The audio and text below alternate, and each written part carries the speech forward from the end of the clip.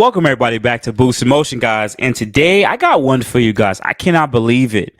Nissan is going through so much. They're selling their Nissan everything for like €1. A $600 million loss. Guys, we're gonna talk about it. There's three different topics in this one. This one's gonna be a little deep. You know what to do. Let's hit that intro. Welcome everybody back to Boost Emotion, guys. And good morning, good afternoon, and good night. Thank you.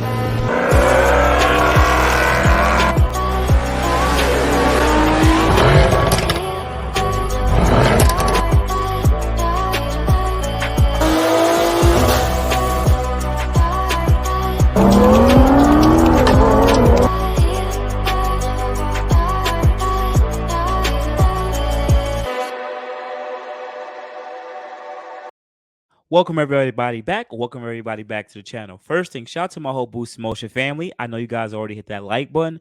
Thank you, and I really appreciate you guys. And if you're new to this Boost Emotion channel, definitely I talk about automotive news. But we love our Nissan and Infinitis over here. But I do talk about other auto manufacturers, things that go on in the automotive world. But guys, let's talk about it.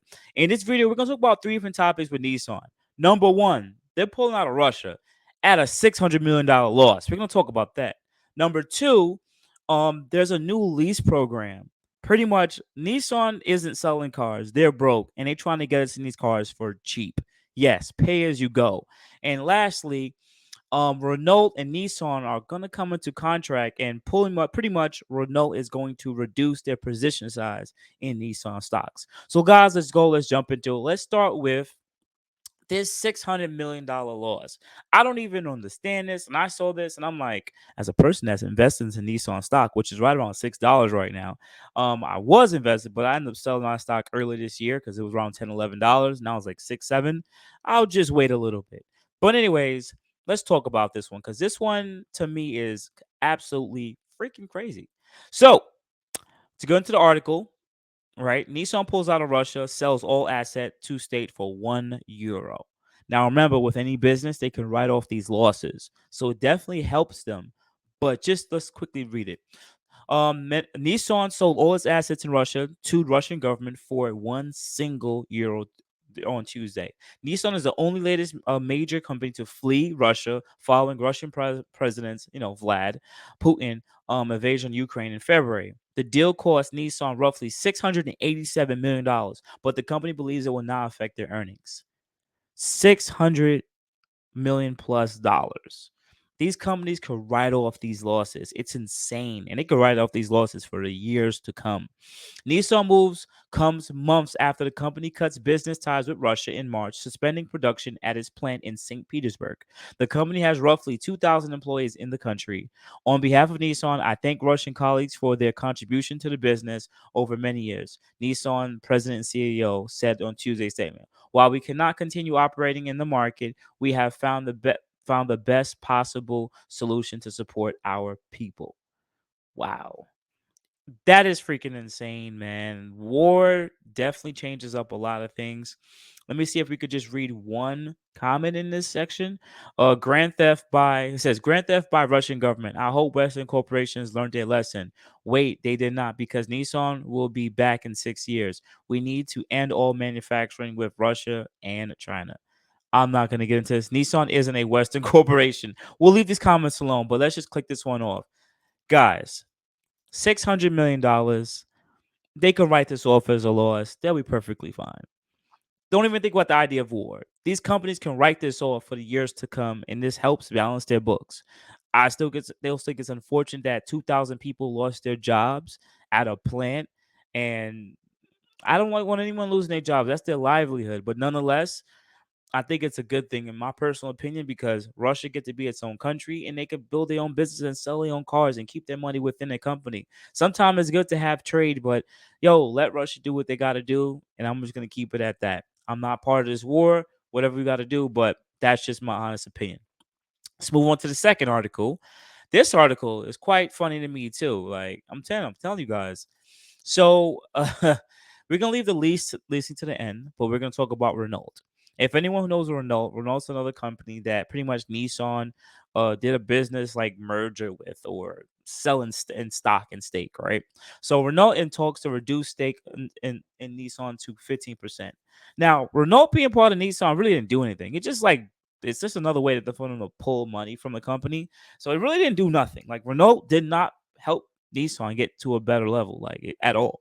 So Renault stake in Japanese car maker to 15% from current 43%.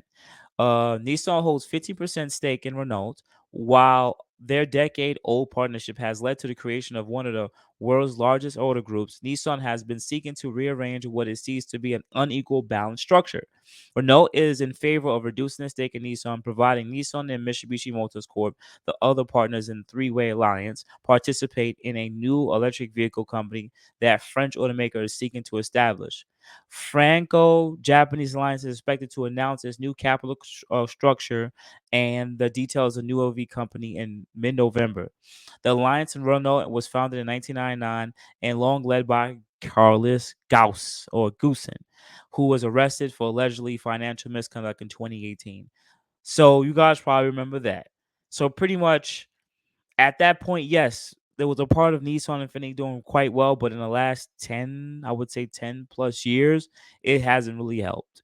So if they reduce their stake, I think that it'll allow Nissan to make more decisions for themselves and pretty much have more control of their specific company. Because 43% to 40% from 43 is a big amount. From 43 to 15%, that's a big amount. So hopefully I think they could definitely reduce the position size or damn near break up this partnership and let Nissan become its own company and flourish on its own way, in my personal opinion. Finally, let's talk about this one. So Nissan always used to have these cheap leases, right? And when we sit there and think about Nissan, we think they at one point had cheap leases. You can be a subprime candidate and get get in almost any car. If you go to Nissan, you'll get a car. You might have to pay for it a little bit more expensive, but you always could. And Nissan is kind of bringing something kind of like that back. Nissan to offer pay-as-you-go lease options for buyers. Nissan is rolling out a new lease option for buyers of certain models, right? And has introduced a new low mileage lease program that customers can add more miles if they need. Called Signature Flex. The lease starts at 5,000 miles per year and go from there. Leases can add on leases can add on miles needed throughout the life of the lease. And the only downside is the Signature Flex isn't available in every model right now. At the start, it's only available in a Rogue and a Pathfinder. Nissan says it expects more models to be available with this lease program next year. Um, in my personal opinion, I don't think this is really a bad idea. What I would say is because not everybody drives a lot, right? And I'm gonna say it on video. I don't think you guys should have to pay for something you don't use. Some people may get a lease and it's 10,000 miles a year. And even with my last two leases, I was doing about a quarter to half of that. So it's like you're paying all this money for the depreciation of the car. Technically, that's what the lease really is. You're paying for, right? But based on the mileage and the use, you're not really throwing off the depreciation that much because if you don't drive that much, that the value of that car will be a lot higher than someone who did that 10 to 12,000 miles every year, especially with less wear and tear. So this kind of makes their leasing prices probably a little bit more cheaper and more affordable, which gets more people in the door, especially if you're a good leasee and you have good credit. I mean, once again, if you don't have the best credit, then they probably be like, oh, it'll charge you even more. So I see this as a way to just make the playing field a little bit better. It's interesting move by the auto finance company, but it makes sense, right? Customer data shows a desire for low mileage leases. In response, Nissan last year introduced a 10,000 mile per year lease that became the most popular option for its new car contracts. That was changed from 2020 when 66 of their new car leases were about 12,000 per miles. 66%. So customers have been wanting low mileage leases options. This makes sense at the move towards working from home has enabled a lot of people to drive less and save money. And I rather the term align with the driving habits and not where they're actually incurring additional expenses versus drafting a lease initially at 10,000, 12,000 term that better fits their needs. So all in all, I think this is a good move. I think it makes sense depending on the type of driver that you are. It makes sense. Some people just don't drive that often. And I kind of wish they did something like this outside of Nissan, where I hate to say it, people want to get in BMWs and Mercedes and Audis, and they offer 10, 12,000 miles, and people just don't drive that often, especially if you like an M3 competition. Not a lot of people drive those cars often. So yeah, you get 12,000 miles for the year, but you only do like 4 or 5,000. You see what I'm saying? I get it. In that case, they still make their money, but the car will always be worth more than what you think the appreciation was, depending on the mileage. So when you give that car back, the car is still worth a lot more. Once again, that dealership that gets the car back gets to eat a second time. In this case, if they charge for a small amount of miles that you choose to pay for, then it kind of more aligns with the, once again, the depreciation still will be the same, but it'll still be in line to whatever the depreciation will be.